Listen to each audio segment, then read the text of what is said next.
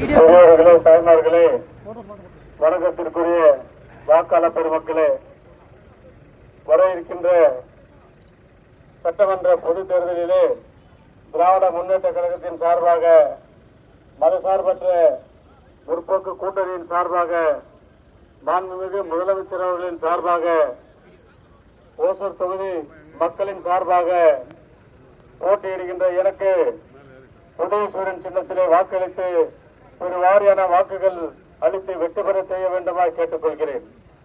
இன்றைக்கு நம்முடைய மாண்புமிகு முதலமைச்சருடைய ஆட்சி ஒரு மகத்தான ஆட்சி, ஒரு பொற்கால ஆட்சி, ஏழைகளுக்கான ஆட்சி, அதிலும் குறிப்பாக பெண்களுக்கான ஒரு ஆட்சியை தந்தவர் தான் நம்முடைய மாண்புமிகு முதலமைச்சர் அவர்கள்.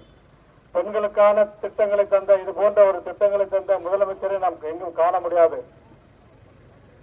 வேளாண் துறைக்கு தனியாக பட்ஜெட் போட்ட முதலமைச்சர் அவர்கள் இனி போகிற போக்கை பார்த்தால் பெண்களுக்காகவே தனியாக பட்ஜெட் போடுவார் போல இருக்கிறது. அந்த அளவிற்கு பெண்களுக்கான பல நல்ல திட்டங்களை தந்தவர் தான் நம்முடைய மாண்புமிகு முதலமைச்சர் அவர்கள்.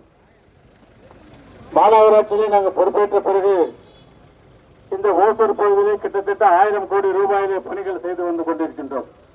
உதாரணத்துக்கு குறிப்பாக சொல்ல வேண்டும் என்று சொன்னால் 570 கோடி 80 கோடி ரூபாய் செலவிலே இன்றைக்கு பாதாள சாக்கடை திட்டம் பணி நடைபெற்று வந்து கொண்டிருக்கின்றது. 50 கோடி ரூபாய் அளவிலே புறநகர் பஸ் நிலையம் இன்றைக்கு பணிகள் நிறைவு அடைகின்ற ஒரு சூழ்நிலையில் உள்ளது.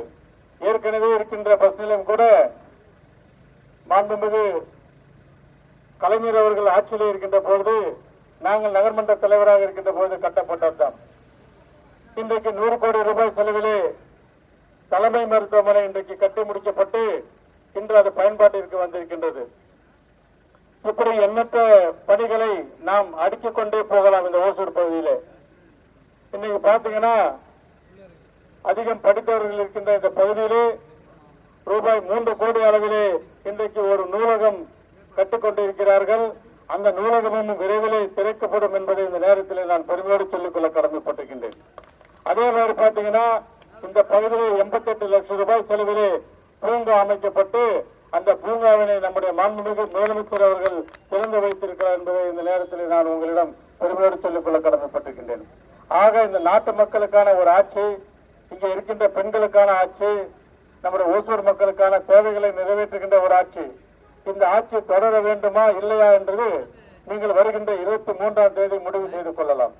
ஏனென்று சொன்னால் உங்கள் மனதிலே என்ன இருக்கிறது என்று நாங்கள் செல்லுகின்ற இடமெல்லாம் நாங்கள் மக்களை சந்திக்கின்ற பொழுது, மக்கள் எங்கள் மீது காட்டுகின்ற அன்பு, மக்கள் எங்களுக்கு தருகின்ற வரவேற்பை பார்க்கின்ற பொழுது, மாண்புமிகு முதலமைச்சர் 2வது முறையாக